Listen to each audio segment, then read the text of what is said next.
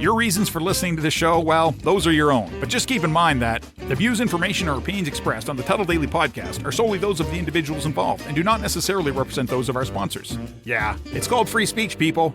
Nobody's forcing you to listen. Get ready for your daily dose of Tuddle. The all-time greatest intern/producer we've ever had, of course, Tuddle. Tuddle in Florida. From the Hobo Fish Camp, it's the Tuddle Daily Podcast. No wonder nobody likes you, Tuddle. Everything's a goddamn debate. I'm going to keep things lighthearted today. Just letting you know, I'm going through a lot of stuff right now, and I'm going to leave it at that. Make sure you check out my website, Tuddle.net. That's Tuddle with 2 Ds, Tuddle.net. When you go to that website, you're going to be able to find every single place. You'll be able to find me online and all of my social media, Twitter, Facebook, Instagram, TikTok, Reddit, whatever it may be. Go to Tuddle.net. There's a couple of ways you can get a hold of me. You can email me, Tuddle@gmail.com. That's Tuddle with 2 Ds, Tuddle @gmail.com. Or you can leave me a voicemail, 407-270-3044. I am so close. Like, the finish line is right there for me to finally get monetized on YouTube. You guys will be able to do the super chats. I apologize. The live streams have not been happening, but I will be getting back to it. I promise you I will.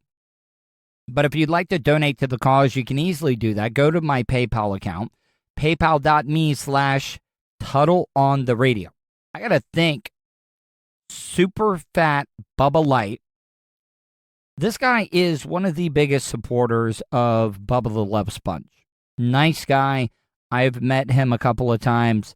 He donated a good amount of money. He didn't go overboard, but I talked to him on the phone for probably about 10, 15 minutes today. And it just makes me feel good that some of the people have followed me over from the Bubba Radio Network. And I can't thank him enough. Like, I appreciate his generosity so much. So thank you, Super Bubba Fat Light. Or I know I just screwed that up. I'm having a bad day. Anyways, let me get right into the content, okay? I would say like a month ago, I went to the Deland to hang out with my friend Addie. Now, Addie, I guess, befriended and became friends with this younger kid. His name is Aiden. He goes by Aiden Walker. And we were talking about the first time I met him. He was talking about, what I did. And he said he always had an interest in doing a little bit of radio.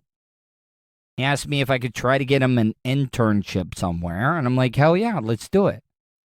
And he sent me his resume. I've sent it out. But I also want to sweeten the pot. I want to be able to put him ahead of the game when he does get an internship, maybe get his foot in the door somewhere on a terrestrial radio station. So I wanted to do some man-on-the-street stuff with him. We're going to record some other stuff, kind of do like a video/audio mixtape, demo tape, to be able to show to the people in charge of internships and the program director. And he called me out of the blue. He's like, listen, they're having this big 420 celebration in downtown Deland. Now, I mean, I don't know if a lot of you guys know, like, I grew up in DeLeon Springs, but Deland is like right next to DeLeon Springs. So you got Deland, DeLeon Springs. There was nothing going on in DeLeon Springs, so we all went to Deland to get into some stuff. But they had this 420 celebration at Cafe Da Vinci. And I got to tell you, downtown has changed tremendously. But not only were they having this 420 thing, they also were having a drag show. Now, I have no problem with that. Like, I support everybody in what they want to do. I don't care. I don't judge one single bit. But I got to tell you, when I was growing up in the Deland area, I don't know if something like that event could happen in downtown Deland, but it did, and it made me feel good. It made me feel proud. But Aiden, he set it all up. Now, the first piece of audio that I'm going to play for you, he ended up bringing his good friend Joker. I know that's not his real name, but this kind of shows me that this kid has this killer instinct because he brought his friend with him that has Tourette. And the guy has been through a lot. It was gold in material. And I'm going to play that for you right now. This is the interview that I did with Joker, who has Tourette's, thanks to, I guess you could say, my pseudo-type intern for the Tuddle Daily Podcast, Aiden Walker. Thank you, Aiden, because this was brilliant. Tuddle here. I am with a friend of Aiden's. Now, Joker, why do they call you Joker? Well, let's see. I did a lot of drugs. What kind of drugs? Because I've done a lot of drugs as well. Crystal meth. Oh, I've done. Well, is there a difference between crystal meth and just methamphetamines? Not really much of a difference. You stay up. Okay, I've done meth. Yeah, meth is. I got a bunch of Adderall in my bag. I'm good on that one. Okay, all right. I'm just. All right. So what else? What other drug? So I've been in prison for 2 years. What for? What? I don't want to talk about that, though. Okay. All right. Well, I mean, all right. Does the statute of limitations run out? No. It had involved with a government property. Okay. Oh. Okay. All right. Now I gotta ask. Okay. Please don't be mad. What is the tick? Is that from drugs? You have Tourette's. All right. So it's not. I had a band teacher that had Tourette's as well too. He was a licker, and he made this noise. He beeped a lot. He would go boo boo all the time, and he would kick people. That's weird. Yeah, that is a weird one. So, but you don't have the cursing type, the stereotypical one that everybody has. No, not at all. Now, were you born with it, or is it from all the drugs? I got it from my mom. Your mom had it too. My mom has it, so I got passed it down by Jane, by her. Oh, so I didn't know Tourette's was hereditary. It is, but apparently I just found out you can also just immediately just get it like that out of nowhere. Now, let me ask you though. So when you were on the drugs, when you were doing drugs, did it help the tics or did it make it worse? Oh, dude, it made it way worse. Oh, so like way more often? Like super often, like I was about to have a seizure. Oh man. Now, what does it feel like? Like, does anything like set you off more, or? I mean, it feels more like a hiccup than anything. That's pretty much what I can describe it to. Yeah. You know, but like, what sets it off though is mainly ADHD and OCD. I have that too. ADHD and OCD, so it kind of plays a hand, and also anxiety too. Also. I have that. You know that I spent 10 days in a mental institution. I spent maybe 6 months. Oh man, yeah. I was in there for 10 days. I tried to hang myself from a ceiling fan. Oh. It was bad construction that saved me. It was drugs that sent me. Oh. Like, was that the crystal meth? Yeah. I was acting very sporadic, so the police officers saw me in the middle of the street acting crazy. And then I woke up in a mental hospital. Oh, man. See, it sucks. You know, I got something called the booty juice one time. And it's basically a tranquilizer that they hit you in the cheek with. And it chemical restraint. Yeah, they got me. Shit. Yeah, it was. I did that one myself. Yeah. What about this? Ecstasy? Ever done ecstasy before? I still do. Oh, yeah. How is the ecstasy in Deland? Pretty good, surprisingly. It's pretty Really? good. I wouldn't think Deland would be a great place to get a lot of ecstasy, though. Yeah, I mean, I have a pretty good dealer. Oh, okay. All right, man. Well, anything you want to say to my crowd? You want to plug anything? Plug? You promote anything? Yeah, I'm actually a skateboard shop promoter for this brand right here. Oh, no kidding. Yeah. I'm horrible. Yeah, say the name of the brand. Out of Order. Right there. I'm sure we can see it. Yeah. And like, if people want to find it, is there like any stores around here where they can find this stuff? I'm sorry? Is there like any locations, or is it all online? Oh, there's actually a shop right down in New York, right next to this veterans bar called MVets. Okay, yeah. Yeah, it's right next to it. It's like a little tiny white shop. Well, it's a pleasure meeting you, Joker, man. Like, you're one of the most interesting people I've met in Deland in a really long time. Thank you, man. Look, I'll admit, that was maybe not my best man on the street interview that I have ever done. But I gotta tell you, I gotta give Aiden credit for setting that up. You know, he wants to be an on-air talent, but it also kind of showed he's a little bit of a producer. The one thing that I did not like, and I get it, a lot of people don't know who I am, but I forget the guy's name, but Aiden and Joker brought out another guy. The guy had to be like 6'4", 6'5", pretty big dude. And then after I got done talking to Joker, he wanted to give me broadcasting advice. And I'm like, dude, I get it. I mean, for one thing, you guys are all friends with Aiden. But the guy was like, you shouldn't jump in with drug questions because people are gonna think you're a cop. They're gonna think you're a cop. And I'm like, dude, do I look like a cop? For one thing, I mean, you could put me in a police uniform and you'd be like, yeah, that's not a cop. So what I'm trying to say is that, I mean, don't come and give me broadcasting advice. I don't know what I think I do know what he does. I think he works at Walmart, which I'm not saying is a bad thing, but I'm not going to come to your job and tell you how to do yours, so don't tell me how to do mine. I mean, I was being pretty honest. I admitted to drugs that I have done before. Like, seriously. But moving on to the next piece of audio that I wanted to play is I wanted Aiden to be able to do his first man on the street interview. And I wanted to test him and see how he would do. And I picked out the most flamboyant drag queen. Well, this person wasn't even a drag queen. It was mostly the host, but he was very flamboyant, African-American gentleman. And I wanted to see how Aiden would do.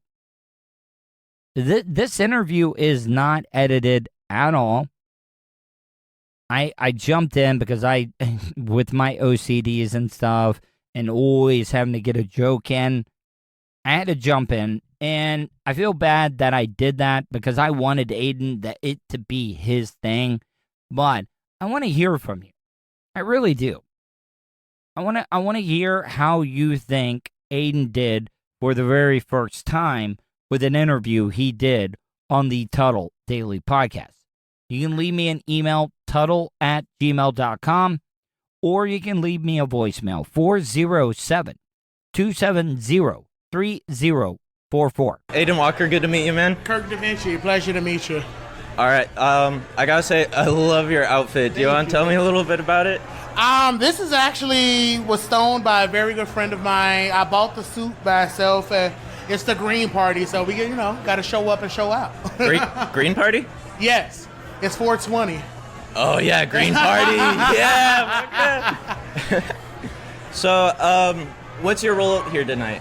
I'm one of the entertainers and the co-host. The host every week is Aaliyah Nuvo. She brings out entertainers from all over, from Tampa, Kissimmee, Orlando, all over Florida, and invite us to come here to Deland and enjoy ourselves and perform and entertain you all. Oh, that's amazing. What do you find so much fun about this? Entertaining the people. I mean, I'm always been a people person my whole life. I love to entertain. I love to make people laugh. So to see people actually enjoy themselves while they're out here watching us perform is a blessing for me. If you don't mind me asking, what first got you into this thing? About in 2009, so what was that, 12 years ago, I started entertaining. It was for my birthday in Chicago, and it was just something I started doing, and it just grew on me. As I enjoying entertaining people, making sure people have a good time while they're out, keeping people laughing. What's up? Aiden, I don't know. I got to step in here. I don't know if you will get this reference, but he reminds me of Bernie Mac the way he was handing out the money at the end from the Players Club. Yeah, you know what movie Yes, I exactly know what you're talking about. Him down, stay. Him down. Sorry, Aiden, you're doing a great job. Oh.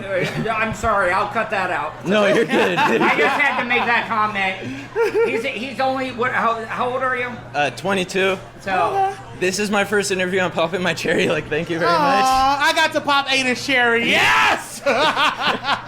If I'm just being honest, I thought it was absolutely brilliant that Aiden made or brought up, he kind of almost set up Da Vinci with this is my first interview. You're kind of popping my cherry because Da Vinci took the bait. Da Vinci, had the finish. Da Vinci came out with the joke, came out with that big, big laugh. And I think Aiden, for his first interview that he's ever done, just by going up and talking to somebody, I thought he absolutely killed it. When I come back after the break, I got an interview with Billy Ray Rock from the northwest of the United States. He's in the Seattle, Spokane, Washington area, and that's the interview that I'm going to be doing next. You are listening to the Tuddle Daily Podcast. Great news, folks. You now have the chance to see the face in front of that sexy voice. Right you are, sir. The Tuddle Daily Podcast streams Monday to Friday on YouTube. Anything can happen at the Hobo Fish Camp. Okay, sir. That's enough. Okay. So go to youtube.com/Tuddle. Don't forget to subscribe and hit that bell button so you're notified anytime Tuddle goes live. Good job, sir. All right, guys. Welcome back to another edition of the Tuddle Daily Podcast. I'm really excited about this interview. I've been having a lot of cancellations as of late, and I got to tell you, I appreciate my next guest, Billy Ray Rock, for showing up and being a man of his word and doing the interview today. Billy, how are you, man? I'm doing beautiful, man. I'm out here, just trying to stay alive, stay happy, and just try to get by, brother. Where are you calling from? Well, I'm from the Spokane, Washington area. Oh, no kidding. Yeah, I'm just southeast of that, kind of towards Montana, so yeah, that's where I'm at. Yeah, I've always loved that area. Now, you being up in the Washington area, now you are into rock music, okay? Before we get into the interview, tell people how they can check out any of your content, where they can find you on social media, your website, every single place. Well, you could find me. My website is billyrayrock.com. And that's where it all starts and ends. But you can catch me on any of the social media sites at Billy Ray Rock, and then the number 1. It'll be at Billy Ray Rock, then the number 1. Did somebody else have Billy Ray Rock, and you had to go with the 1? Yeah. That's I was really, really lucky, because every time a new social media came out, I was like, all right, I got to get my name Tuddle, Tuddle. I was even, if you look at my Gmail account, it's just straight Tuddle, Tuddle @gmail.com. So luckily, I was able to get in on everything early. The only one I wasn't able to get was TikTok. I had to go Tuddle on the radio. Oh, wow. Yeah. So, well, Billy, that has a little bit to do with where my name came from. You see, my name is Billy Ray. And I was going to, started getting into rock and all that. I was going to go with just Billy Ray. But the problem I had was there's another famous Billy Ray out. Yeah, Billy Ray Cyrus. Absolutely. And I don't want people to have to fight through his stuff to get to me. So I needed to put another name on it. And I came up with rock because it was the simplest thing I could think of that I wouldn't have to spell out to people. And that's how we got here. But yeah, but that Now, you're absolutely right. I wanted to talk about this. You on your Facebook page, you said like the first it's something from Jimi Hendrix, the first since Jimi Hendrix. Like what was that statement on your? I said I'm the first African American rock artist since Kravitz, maybe even Jimi Hendrix. And I want to make sure I'm clear with that when I talk to folks. You know, the first solo rock artist. And there's a lot of guys out there. I mean, obviously you can go back In Living Color. Living Color comes to mind. I know that so there's a lot of guys out there. Kravitz, of course, is rock, and there are people, there's a member of Korn, I think is biracial. They're out there, you know. But in terms of just a solo artist, this is me, that's it. There are not just a lot of me out there. What are your influences though? Like who are the ones that got you into rock and roll? Well, what got me honestly was that I spent a lot of years kind of flailing around doing, rap and this and that and the other thing. But I've always, since a kid, when I was a kid, grew up in the country, and we didn't have all the musical outlets that people got to hear me. See, you don't sound like a native Seattle guy though. Like, no, I'm not. Are you? No, I'm from the South, man. I'm from Mount Pleasant, Texas. Texas. Yeah. And so when I grew up, the radio station played.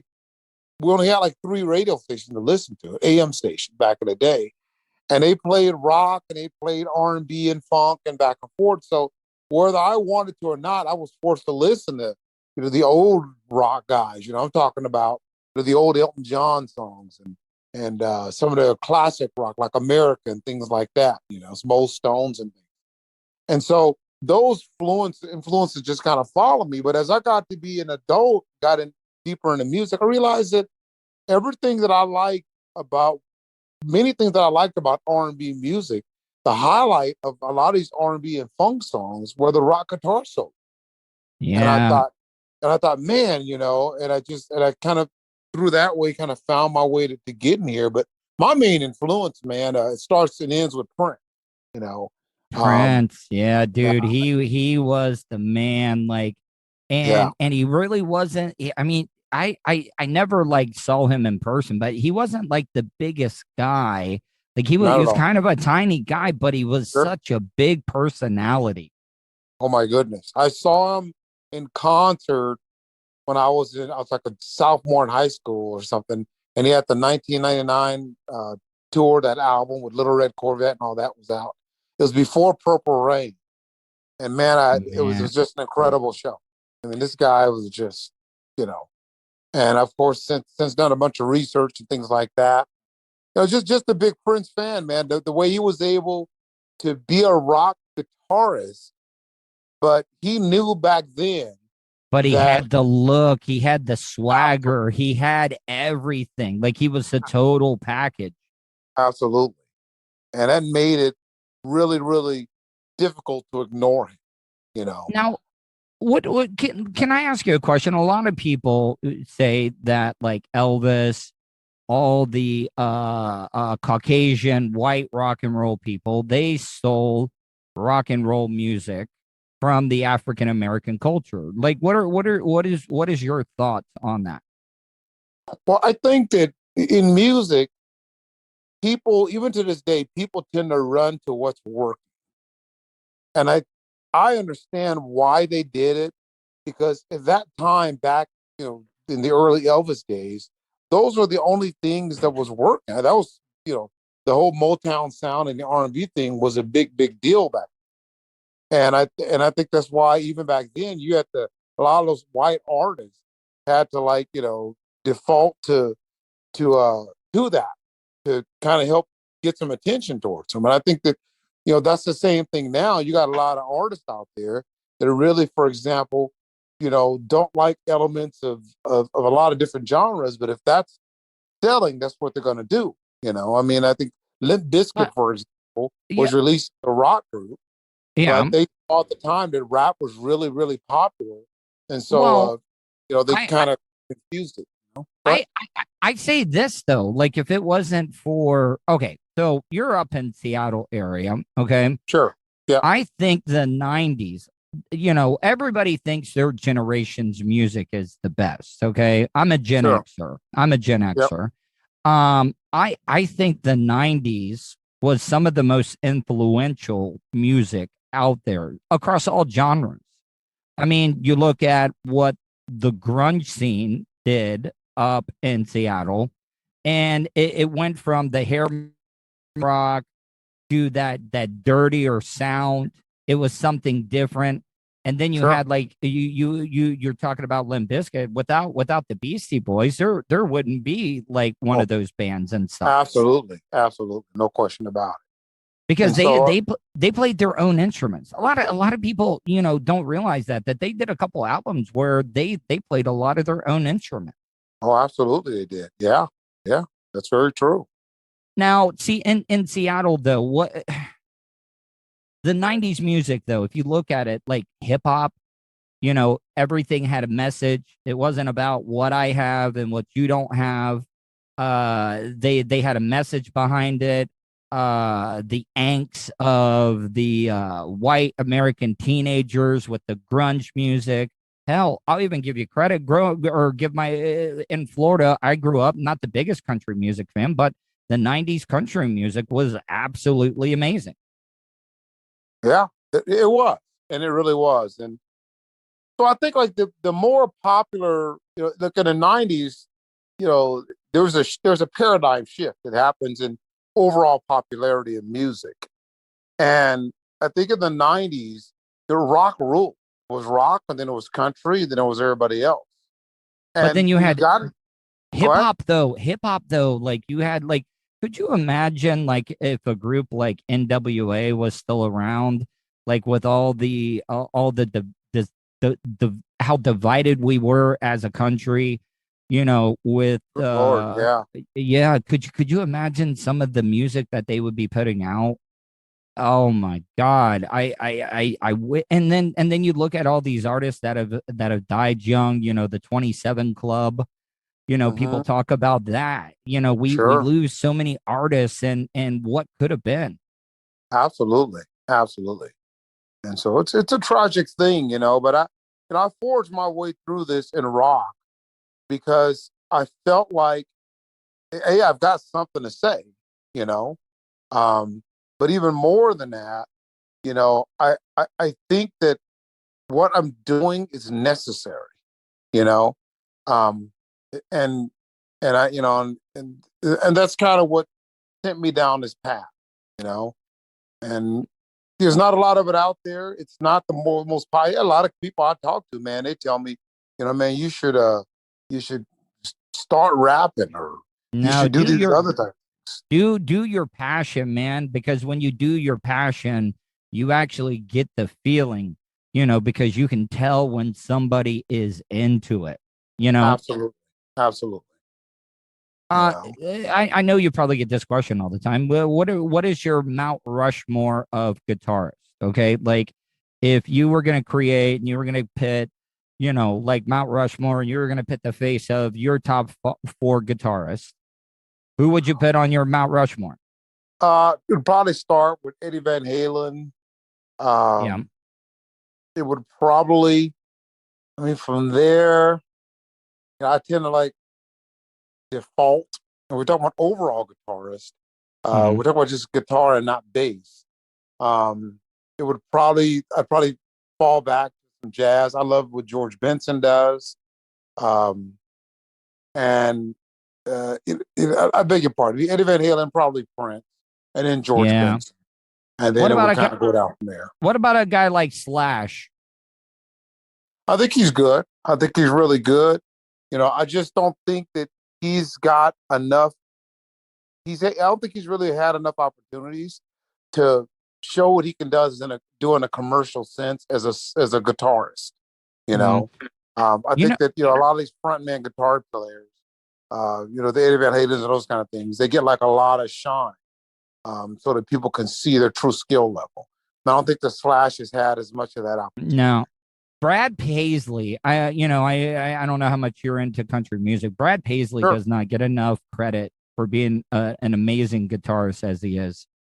Oh, absolutely. Yeah, I agree. I absolutely agree. Well, Billy Ray, Billy Ray, tell people once again how they can check out your stuff. I would love for you to like send me some music that I can actually, play a little bit of on the show for rejoins, if that would be okay with you. Absolutely, yeah, not a problem. And I got a single. I've got an album that's coming out early summer. It's called Addiction, and I got my first single off that. It's called Drink Shots, and that's the debut single. And then I've got some other really exciting songs on there that I'm really excited about.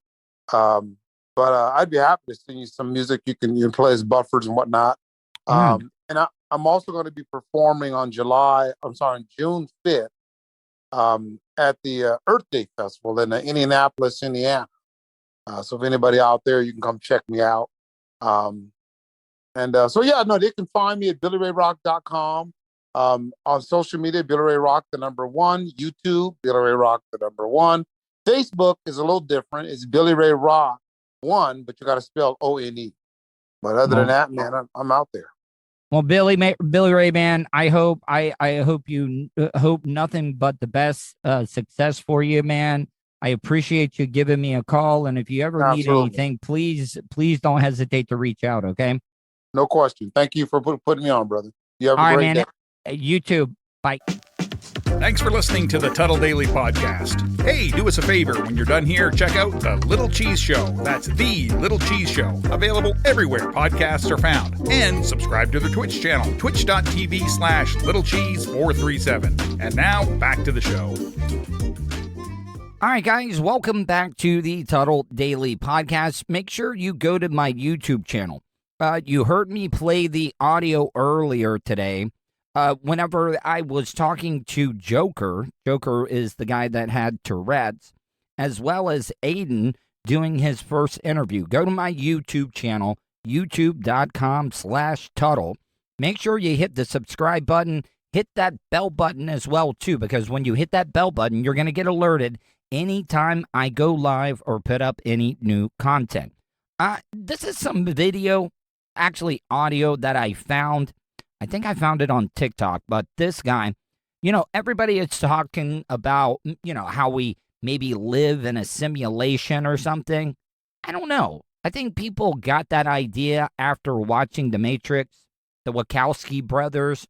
They kind of put that in everybody's mind, but I got to get on whatever this drug that this guy is on because he is way out there. You should swallow one piece of gum every 7 years. Okay, so we all know we live in a big simulation, right? Everything around us is computer generated, right? That there's one thing that isn't part of the simulation. That's gum. Gum is weird. You chew it. You could just chew forever. That's because gum comes from outside of the simulation.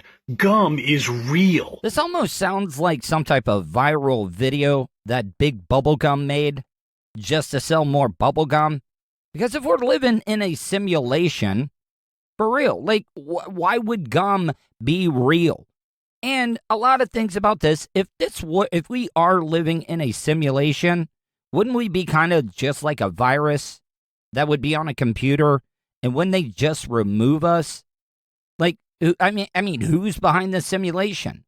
Is it God, which I don't believe in? Is it aliens?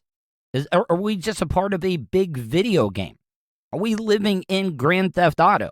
It just doesn't make any sense. That's why I'm saying this is almost like some viral type video. This guy does not even believe it. He probably got 6 figures from Big Bubblegum. Yeah, that's exactly what this is. Okay, so you also know if you swallow gum, it stays in your system for 7 years. And every cell in your body changes every 7 years, right? And the 7-year itch, you change personalities every 7 years. That's because every 7 years, they come from the outside, and they take you away and put a whole new you in there, and they can change you any way they want. But if you swallow the gum, then they can't, because the gum locks you in place, because the gum is real. Gum is their weakness. Swallow one piece every 7 years. People ask me all the time, hey, Tuddle, how was it to be in the mental institution for about 10 days? Were there really, really crazy, crazy people out there? Look, I know that I'm crazy, but I mean, there are different levels of crazy. I was just depressed.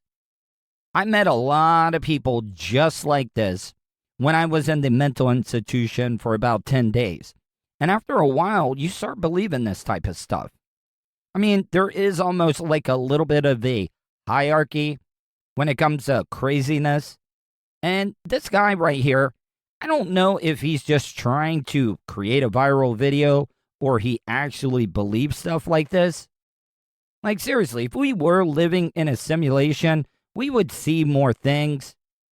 You know, what Windows version are we on right now? Are we on a Mac? Are we on a PC? I mean, is this whole thing written by HTML? What kind of coding are they using for this said simulation? You know, after a while, you start believing a lot of the stuff that you hear when you're in a mental institution because they don't try to help you. They don't try to fix the problem.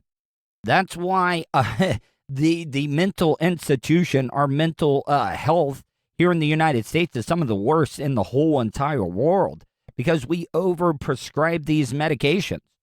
Hell, I told you guys, when I went into the mental institution, I was in there and I was only on 2 pills. And by the end of it, they already had me on 9 different medications, plus an injection in the right booty cheek every single night. That's why I call it booty juice. And you start believing this stuff. You don't know if you're coming or going. This is a story from last week, and I don't know why everybody is making a big deal about this. You know, they're all saying, ooh, these self-driving cars that Tesla has made, they're dangerous. Yeah, I mean, pretty much all cars are dangerous. Hell, I mean, I really haven't seen any of these self-driving cars here on I-4. A lot of you guys don't know this. I-4 is one of the shortest interstates in the United States of America. And the thing is that it's the shortest and the deadliest. More people die all the time. Distracted driving, drunk driving, people just not paying attention at all. And everybody is losing their goddamn minds over this Tesla car, which the big problem that I have is it almost took like 30,000 gallons of water to be able to put this fire out because of the lithium batteries in it. But I have my own theories that it wasn't the driving car. It might have been a little bit of something sexual going on, in my opinion. Supposedly, yes, I say, somebody was getting some roadhead, in my opinion, in this case. Investigators say they have never seen a crash like this one. Just before midnight in the Carltonwood subdivision near the Woodlands, officials say a 2019 Tesla Model S failed to navigate a turn. See, once again, I don't understand why people are making such a big deal about this Tesla not being able to navigate a turn. Nobody was making a big deal about Tiger Woods. He wasn't able to navigate that turn because he was probably on so much Xanax and pain pills, allegedly. I mean, he's kind of got a history of doing that. But nobody made a big deal about that one. But now everybody's making a big deal about these self-driving cars. Listen, it's happening no matter what. I think, matter of fact, look, people die every single day in car accidents. Why are we making such a big fucking deal about this Tesla car? I mean, it's probably a 0.5% of some of the deaths, vehicular homicide or vehicular accidents and deaths. Yeah, but we're going to make a big deal about one self-driving car. They say it smashed into a tree, causing a fire that burned for hours. Our office has never experienced a crash scene like this. Normally when the fire department arrives, they have a vehicle fire under control in minutes. But this went on for close to 4 hours. Precinct 4 Constable Mark Herman says more than 30,000 gallons of water were used to extinguish the fire coming from the Tesla's battery. Also, I don't understand why the fire department hasn't been preparing for this stuff. Listen, I'm not talking bad about the fire department. I mean, the fire department are first responders, just like the police department.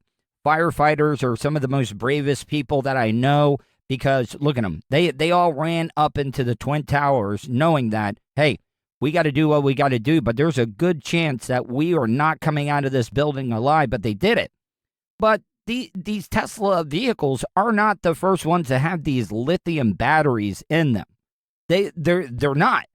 So why are they not coming up with different ways, different like techniques to be able to put out these fires in these lithium batteries?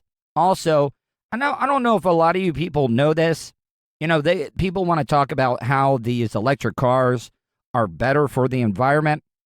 Just look into what mining lithium does to the environment, what it does to the areas, the surrounding areas where they mine this lithium. It's just as bad as the pollution that's coming out of the cars. And look, I know that today is Earth Day, but guys, we can all go green here in the United States, but I mean, China, India, all those other big countries, they don't give a fuck about the environment. They really, really don't. I mean, listen, I don't want you to think that I don't care about the environment because I do. Like, and a lot of people I know out there my dad is always like, oh, global warming does not exist. Well, you want to know why a lot of people do not believe in global warming? Whoever came up with the name, it was a horrible, horrible promotional campaign. Whoever named that should have been fired, should have been fined, because nobody takes it serious. Global warming just does not mean, oh, it's getting hotter. Yeah, it is getting hotter, but it's extreme weather. So let's not all play like, ooh, we're fancy. We have a electric car. We're not burning fossil fuels. No, you're actually contributing to killing the environment just as much with the mining of lithium batteries. Once the fire was put out, investigators did determine that there were 2 victims inside the vehicle. Our investigation thus far has determined that one of the victims was in the front passenger seat, one was in the back seat, and that at the time of the accident, there was no one in the passenger seat. All right, so this is where I get to my theory of what was going on. There's a lot of people that are into some really kinky things. You know, people are into that auto asphyxiation. What if this is just a new version of auto, which is a car, asphyxiation? Maybe this guy was like, okay, my buddy is asleep in the passenger side. We're on a long, long road trip. I'm getting bored. I'm in a self-driving car. I'm going to get in the back seat. I'm going to let the car do the work because it's a little bit of a dangerous thing. You know, people like being choked sometimes during sex. I'm not, I don't condone it. I've never done it. But I can only imagine this guy's like, all right, my buddy's asleep. I'm in a self-driving car. I can be quiet.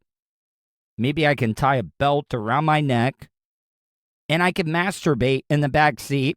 And if my buddy wakes up, you know, he might freak out, wondering where I'm at, but I'm in the back seat trying to, run one off, run a batch.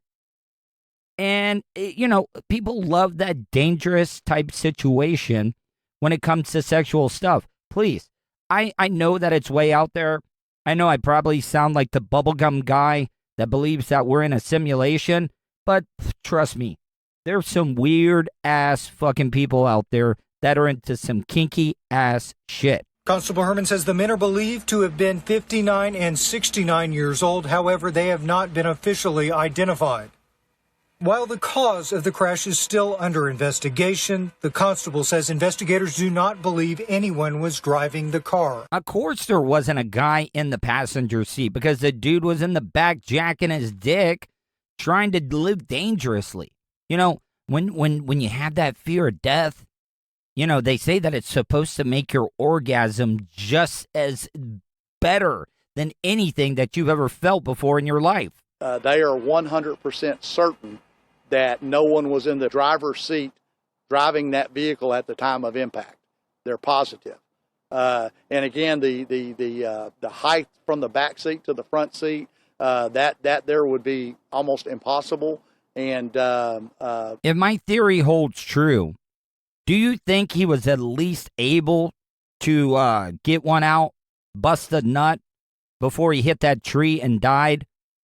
Because I got to tell you, I mean, if you're going to go out anyway, I want to go out jacking my dick. I'm just saying. But again, our investigators are trained. They handle collisions. Several of our folks are reconstructionists, but they feel very confident just with the positioning of the bodies after the impact that there was no one driving that vehicle. Yesterday, Tesla founder Elon Musk tweeted the electric car maker's accident data report for the first quarter of 2021, saying a driver of a Tesla with autopilot engaged is 10 times less likely to be in an accident than a driver behind the wheel of an average vehicle. Now, you do know, look, my theory is way out there, but you cannot tell me that dudes buy Teslas just to be able to get roadhead. You know, like, I mean, it is kind of hard. I've tried it before, not me giving roadhead, but I've had it done to me before, and it is a little distracting, especially when you got a stick shift. You know, sometimes when you hit it into fourth gear, you might hit the back of the girl's head and stuff with it. Yes, I can see that happening, but there are some dudes that are buying Teslas just for the sole purpose of being able to get roadhead and putting that Tesla car in autopilot. From Houston, I'm Matt Doherty, KHOU 11 News. See, this is why I've been telling you, I need to be a reporter. Because I would have been out there. You know that fire chief? That fire chief that was giving the press conference? That would have been the first question I would have been asking. Hey, fire chief, was the guy jerking off in the back seat of the car at the time of impact? I mean, you guys say that you can reconstruct these accidents and stuff. Was he jerking off? And I'm sure that it would get brushed off. Oh, we can't come to that conclusion just of yet. But we'll look into it. No, sir. Was his dick in his hand when you found the body? Well, I'm sure that the fire pretty much burned everything off. I don't think that the dick would survive a fire. So who knows? Man, I do sound like the gum guy in the simulation audio that I played for you earlier. All right, guys, pretty busy day ahead of me. Still dealing with a lot of just absolute bullshit on top of bullshit. I'm going to do a live stream tonight at 8. Go to my YouTube channel, youtube.com/Tuddle. Make sure you subscribe and hit that bell button. Hope you guys enjoyed today's show. Hope you guys stay safe, and I will talk to you tomorrow. And that's the show for today. Thanks for listening to the Tuddle Daily Podcast. Hey, don't be a dickhead. Do us a favor. Like, share, and subscribe to the show. Also, check out the Tuddle category at 315live.com.